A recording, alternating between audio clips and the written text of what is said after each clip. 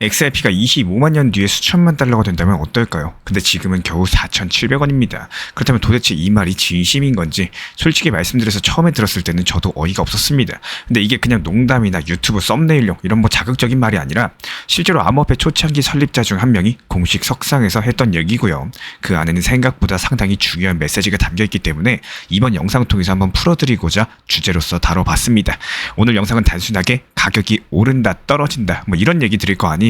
뻔한 말씀 드리는 게 아니라 우리가 암호화폐라는 자산에 대해서 어떻게 바라봐야 되는 건지, 그리고 지금 XRP라는 코인을 어떻게 다루셔야 되는지 그 기준에 대해서 다시 한번 잡아보는 시간이 되실 겁니다. 이번에 라파엘이 던진 말 자체가 심상치가 않은데요. XRP는 25만 년 뒤에도 살아남을 수가 있을 거다. 처음 들으면 솔직히 황당하게 느껴지실 수도 있는 거고, 하지만 여기서 중요한 건요, 라파엘이 말한 25만 년이라는 숫자 자체가 아니라요, 그 숫자가 상징하고 있는 의미가 무엇인지입니다. 이게 뭐냐? 바로 디지털 영속성이라는 단어입니다. 아마도 우리 구독자분들께서 생소한 단어라고 생각하시는 분들이 많이 계실 텐데, 그러니까 쉽게 말씀드려가지고 기술적으로 시스템적으로 블록체인은 한 번 기록되면은 절대로 지워지지 않는다라는 거예요. 이 라파엘이 이거를 고대 유물에 비유를 했습니다. 우리가 돌에 새긴 문명 기록들 수천 년이 지난 지금도 들여다볼 수가 있죠. 블록체인 위에 찍힌 트랜잭션 하나하나가 미래에도 그대로 남아있을 거라는 얘기입니다. 특히나 라파엘 측에서는 국가가 망하고 통화가 바뀌고 심지어 문명이 한번 리셋되더라도 블록체인 위에서의 기록은 살아남을 수 있다라고 언급을 남겼고, 이런 관점에서 봤을 때 XRP가 단순하게 가격만 오르내리는 코인이 아니라요, 기술적으로 살아남는 자산이 된다면은 그 가치 자체가 시간이 지날수록 진화할 수 있다는 얘기를 가지고 있습니다. 이건 단순한 상상이 아닙니다. 실제로 XRP는 리플 레저라는 독자적인 블록체인 위에 구축이 되어 있고, 여기는 전 세계 수많은 송금과 결제 기록들이 누적이 되고 있어요. 다시 말해가지고 XRP는 그 자체로서 시간이 흘러도 사라지지 않는 디지털 유산이 될 가능성이 있는 자산이라는 겁니다.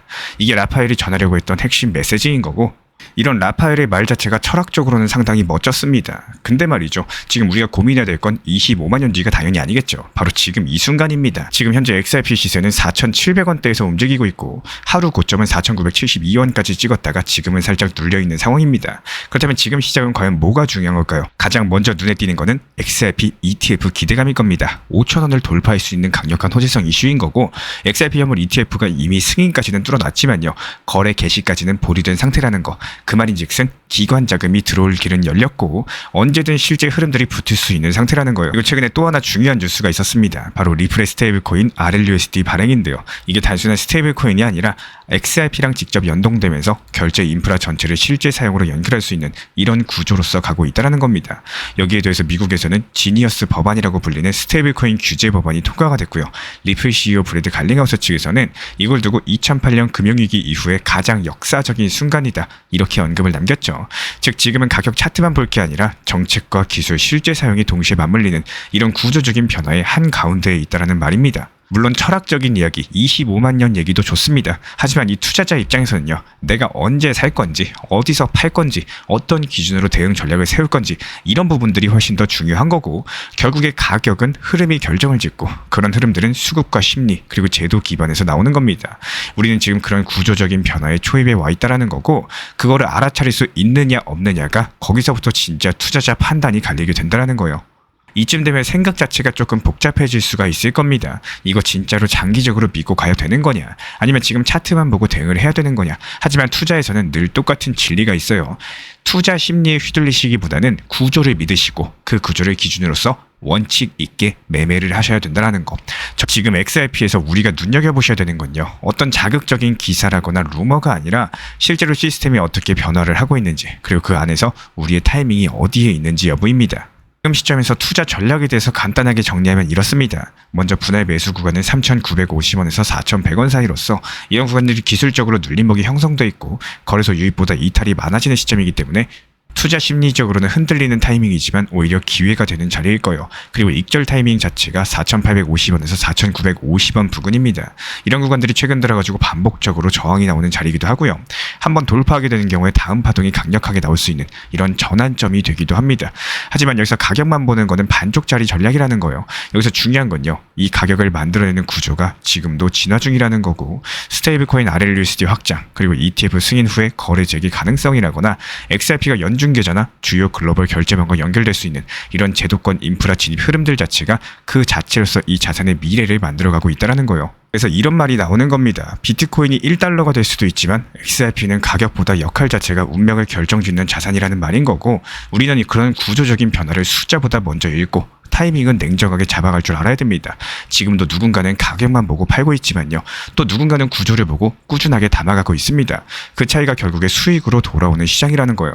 여기까지 XRP를 둘러싼 철학과 현실, 그리고 실제 투자 전략까지도 함께 살펴봤습니다.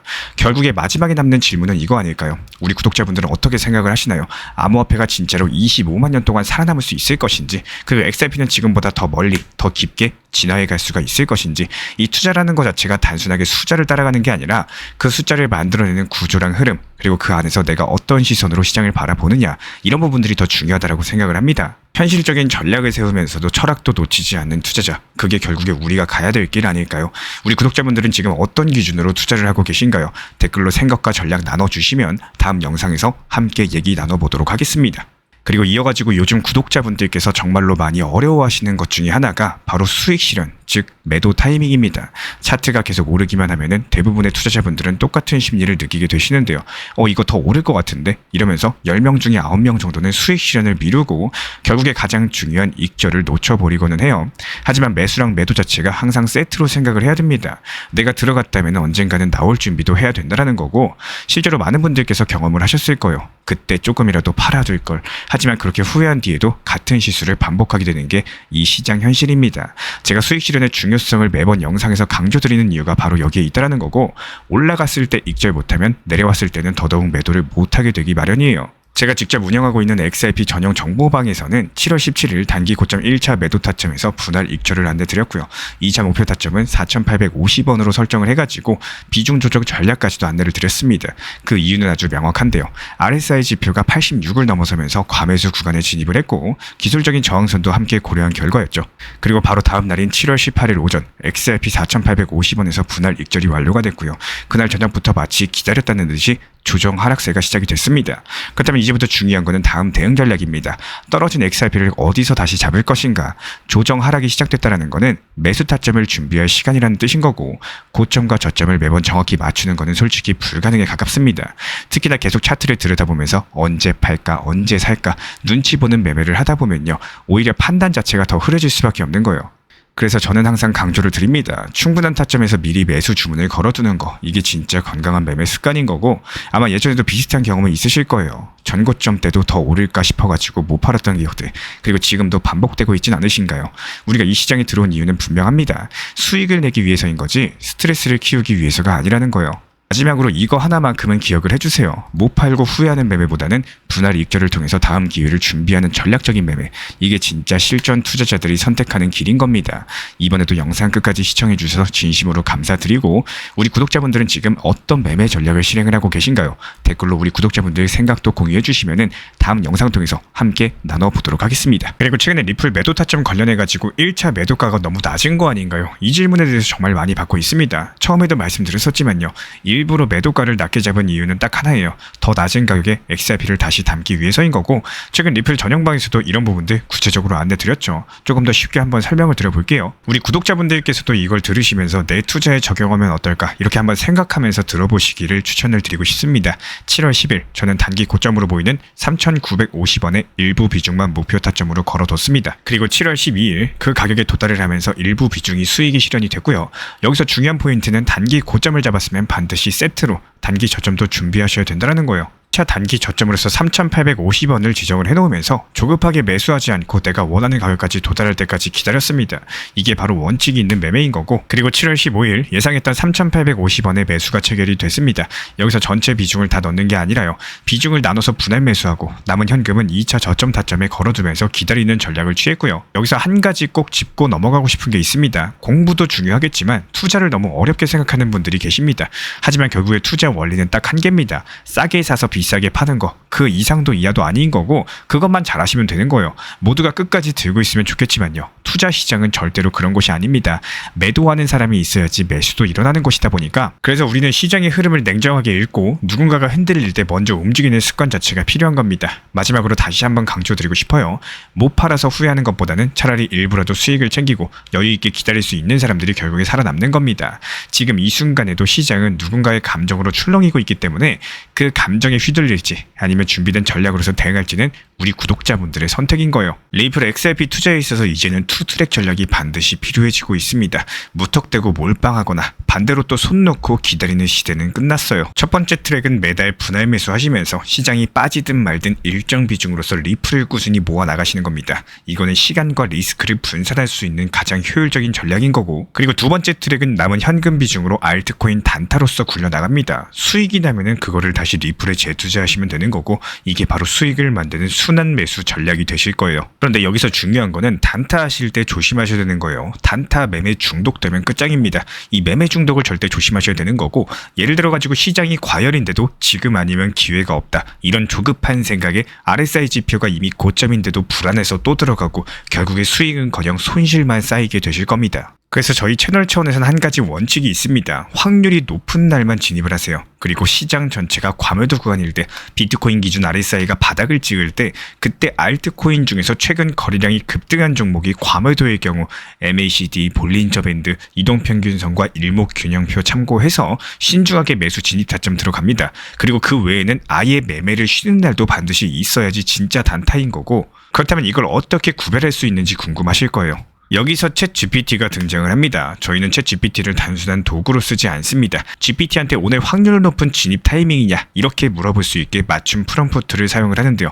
그리고 그 결과에 저의 실전 매매 노하우 30%를 덧붙여가지고 GPT 시그널을 보완합니다. 어떻게 하는지 궁금하신 분들 GPT 검색력과 활용 전략을 이용해가지고 이 두 가지를 한 방에 알려드리고 있습니다.